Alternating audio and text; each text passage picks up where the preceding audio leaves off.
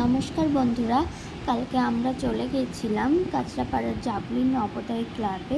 তো নবোদয় ক্লাবটা একবার দেখো, পুরো প্যান্ডেলটা কত সুন্দর হয়েছে।